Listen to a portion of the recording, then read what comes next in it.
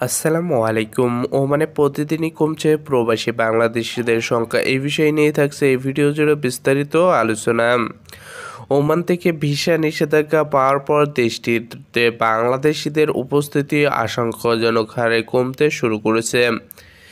দেশটির পরিসংখ্যান বিভাগের দেওয়া তথ্য অনুযায়ী চলতি বছরের মার্চে ওমানে পা রেখেছেন কেবল 14,469 জন বাংলাদেশি।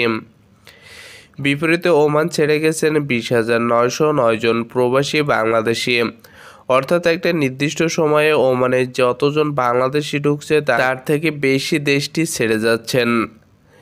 31শে অক্টোবর ভিসা বন্ধের পর থেকে প্রথম 3 মাসে প্রায় 20% কম বাংলাদেশি ওমানে গেছেন। সময়ের ব্যবধানে এই সংখ্যা আরও কমেছে। এনসিএসআই এর তথ্য বলছে মার্চের শেষ পর্যন্ত ওমানি এয়ারপোর্টগুলো দিয়ে 38 লাখেরও বেশি যাত্রী যাতায়াত করছে। এর মতো মস্কাট বিমানবন্দর ব্যবহার করেছে 34 লাখ বিমানযাত্রী, যা গত বছরের একই সময়ের তুলনায় 17.27% বেশি। এবার মস্কাট বিমানবন্দর ব্যবহারকারী প্রবাসী যাত্রীদের মতো সবাইকে ছাড়িয়ে গেছে ভারত।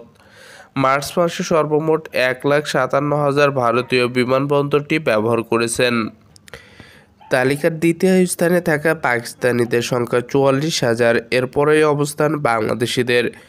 সম্প্রতি সময়ে ওমানের ভারতীয়দের যাতায়াত অনেক বেড়েছে, তবে বাংলাদেশিদের কমার একটি বড় কারণ ভিসা বন্ধ হয়ে যাওয়া। ফলে যারা ওমানে বৈধভাবে অবস্থান করছেন সেসব বাংলাদেশি বিমানবন্দর ব্যবহার করার সুযোগ পাচ্ছেন। অধিক সংখ্যক অবৈধ বাংলাদেশি শ্রমিকের উপস্থিতির কারণে এখন আর কোনো ক্যাটাগরিতে বাংলাদেশিদের জন্য ভিসা ইস্যু করছে না ওমান। আকাশপথে যাতায়াতে এর প্রভাব পড়েছে। যাত্রী চলাচল কম থাকায় ইতিমধ্যে চট্টগ্রামে নিজেদের ফ্লাইট সেবা বন্ধ করেছে ওমান এয়ার।